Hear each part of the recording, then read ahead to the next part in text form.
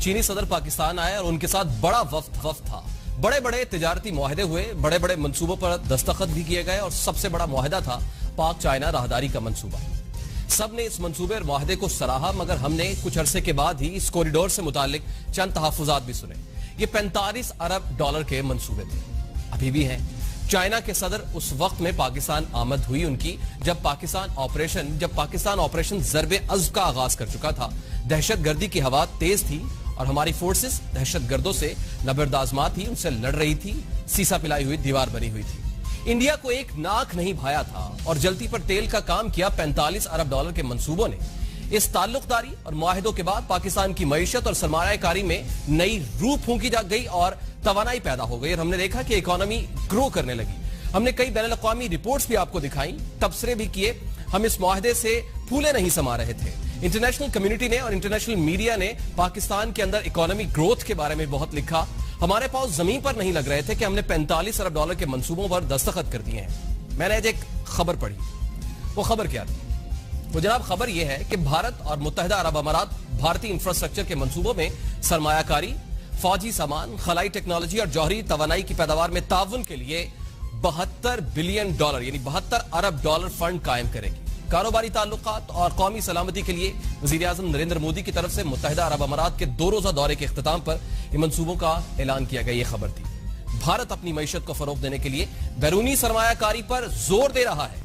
یہ جو فنڈز ہیں یہ ریلوے, بندرگاہوں, سڑکوں یعنی انفراسٹرکچر پر اور بھارت میں دیگر منصوبوں کی تعمیر کے لیے استعمال ہوں گے. دونوں حکومتوں کی طرف سے ایک مشترکہ بیان میں پیٹرولیم کے شعبوں کا ذکر کیا گیا. پیٹرولیم کے شعبوں میں اور اس کے علاوہ اسٹریٹجک پیٹرولیم کے ذخائر کی ترقی میں مدد متحدہ عرب امارات کو بھی ملے گی.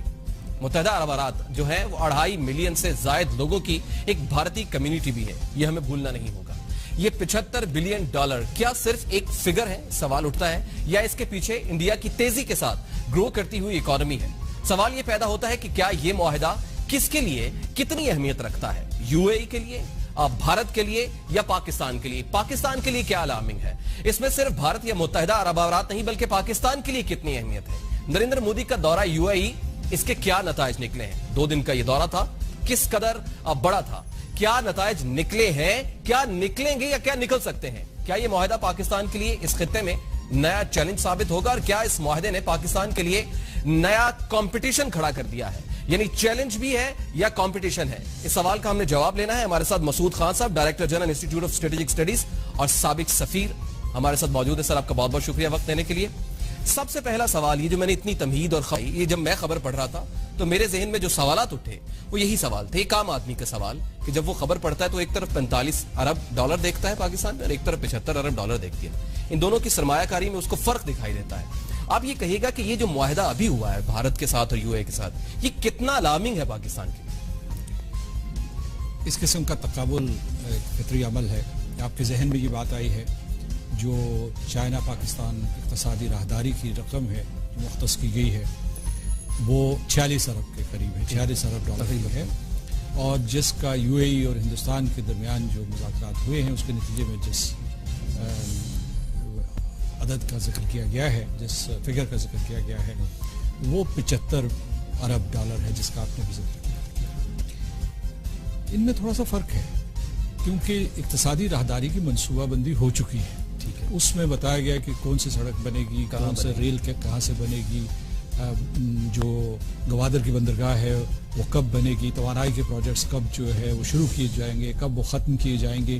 تو اس کے سلسلے میں پہلے تیاری ہو چکی تھی, ٹھوس منصوبے بنائے جا چکے تھے. اس میں جو میں نے ان کا مشترکہ اعلامیہ بھی پڑھا ہے, بیانات پڑھے ہیں, تو ان 75 ارب ملین کے بارے میں وہ بھی اسے انفراسٹرکچر میں خرچ کریں گے, جیسا کہ آپ نے خود اپنے ابتدائیے میں کہا کہ وہ اسے سڑک, ریل اور اس قسم کے اور جو ہے فیسلٹیز کے لیے, انفراسٹرکچر فیسلٹیز کے لیے کریں گے. تو وہ ساری کی ساری بنیادی طور پر جو ہے یہ رقوم جو ہے اس کے لیے تیاری کی جا رہی ہے. اور ایک فنڈ انہوں نے کہا ہے کہ وہ کریٹ کریں گے. یہ فنڈ ابھی تک قائم نہیں ہوا. یہ نہیں ہوا ایسے کہ یو اے ای نے وہ رقم ہندوستان کو منتقل کر دی ہے یا ہندوستان کو منتقل کرنے کے لیے کوئی شیڈیول دیا ہے. دوسرے انہوں نے یہ بھی پتہ نہیں آپ نے وہ خبر پڑھی یا نہیں, انہوں نے کہا کہ جو متحدہ عرب امارات کا جو ساورن فنڈ ہے 800 بلین ڈالرز کا, नियरली 1 ट्रिलियन का, उससे भी फ़ायदा उठाने की कोशिश करेंगे। तो ये तकाबल बहुत अहम है। इस सिलसिले में पाकिस्तान को चौकन्ने रहना चाहिए, क्योंकि जो हिंदुस्तान जो है हमारे इस इलाके में, हमसाए में ममालिक के साथ ताल्लुकात बढ़ा रहा है। अबू धाबी जो है हमारा रिवायती हलीफ रहा है, अब भी है। इसी तरीके से उन्होंने ईरान में भी चाबहार में सरमायाकारी की है, वो तकरीबन 200 मिलियन के करीब जो है उस चाबहार में पोर्ट डेवलपमेंट के लिए वो कर रहे हैं।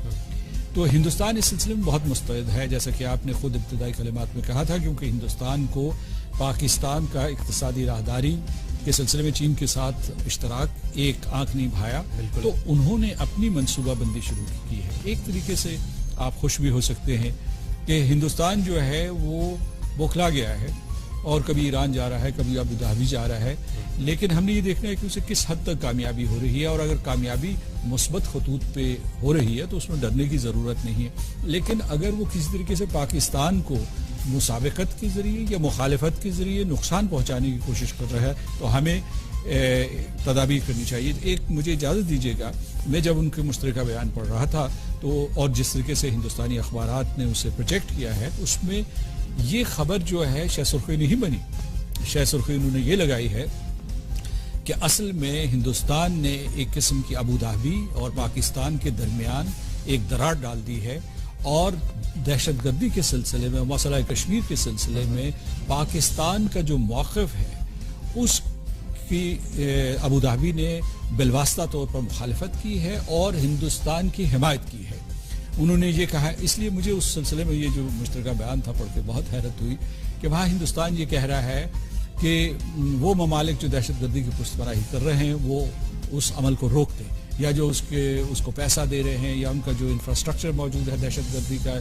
तो मैं समझता हूँ कि मुंबई के हमले के बाद जिसके सिलसिले में हमने मुनासिब इक़दाम किए हैं, जिसमें एक अदालती कार्रवाई भी जारी है, कौन सा वहाँ बड़ा वाक़या हुआ है?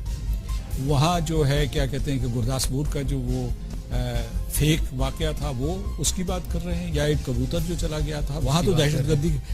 लेकिन उसके मुकाबले में मैं आपको ये बताना चाहता हूँ कि पाकिस्तान निशाना बना है, वो बलूचिस्तान हो या अफगानिस्तान की सरजमीन पाकिस्तान के खिलाफ इस्तेमाल हो रही हो। और उसके अलावा जो है अगर आप देखना चाहें तो पाकिस्तान के अंदर जो है एक नस्ली और मजहबी और फ़िरक़ावाराना मुनाफरत फैलाने के लिए जो हिंदुस्तान की कारकर्दगी है, या रॉ की जो है, या वो जो दहशतगर्दों की पुष्टपनाही कर रहे हैं, मैं समझता हूँ कि वो जो उन्होंने अबू धाबी के साथ मुआहिदा किया है उस पर हम भी दस्तखत कर सकते थे, लेकिन वो सारे का सारा कलाम जो है वो हिंदुस्तान के लिए है, और हिंदुस्तान उसका लिखवाया गया, हिंदुस्तान उसका मुखातिब होना चाहिए। खास ये फरमा दीजिएगा कि ये मुआहिदा बज़ाहिर इसमें तो कोई शक नहीं कि बौखलाहट का नतीजा है। मतलब देखा कि वो मतलब कि इस कदर ज़्यादा तरक्कियां हो रही हैं और उसके ऊपर फिजिबिलिटीज भी बन रही हैं, स्ट्रक्चर बनना भी शुरू हो गया है, चाइना बड़ा इंटरेस्ट ले रहा है, चाइना का सदर पाकिस्तान आ रहा है और बड़ा अच्छा रहा। लेकिन अब ये जो 75 अरब डॉलर का नया मंसूबा बना तो है, तो इसका पाकिस्तान के पास कोई काउंटर है? क्या पाकिस्तान को इसका काउंटर करना चाहिए? देखिए, जो पाकिस्तान की मईशत का साइज है उसमें 46 बिलियन का आ जाना वो बड़ी बात है, और हम उसे जज्ब कर लें ये भी बहुत बड़ी बात है, और ठीक जज्ब कर लें, और जो मंसूबे हैं उन्हें वक्त के ऊपर मुकम्मल कर लें ये बड़ी बात है। आपने 5 साल का कहा था, मैं समझता हूँ कि 5 से 15 साल का ये मंसूबा है, और इसे हमने हर सतह पे, हर मंजिल पे मुकम्मल करना है। हिंदुस्तान को जो है उसकी कोई मुद्दत नहीं दी गई। मैं आपको बता रहा हूँ कि शुरू में मैंने कहा कि हिंदुस्तान आपके इर्द गिर्द घेरा तंग कर रहा है, वो आपके जो रिवायती हलीफ थे उनके ऊपर काम कर रहा है। लिहाजा पाकिस्तान इस सिलसिले में गाफिल नहीं होना चाहिए। अबू धाबी के साथ उसने, बल्कि ये जो हिंदुस्तानी अखबारात ने तबसरे किए हैं कि असल में अबू धाबी जो है उसने हिंदुस्तान के साथ मुआहिदा इसलिए किया है कि यमन के सिलसिले में पाकिस्तान ने एक 2 टोक पॉलिसी नहीं इख्तियार की थी, बल्कि मुबहम पॉलिसी थी। अच्छा, माफ कीजिएगा, मैं कतई कलामी की माफी चाहता हूँ। ये फरमाइएगा कि जाहिर है भारत के तो मफादात हैं, तो वो तो किसी भी मुल्क के साथ जाहिर ट्रेड करना चाहता है, वो चाहता है कि इन्वेस्टमेंट हो, ताकि वो जो पाक चाइना दोस्ती चल रही है वो जिसको एक आंख नहीं भा रही उसको। लेकिन यूएई के क्या मफाद हैं इंडिया?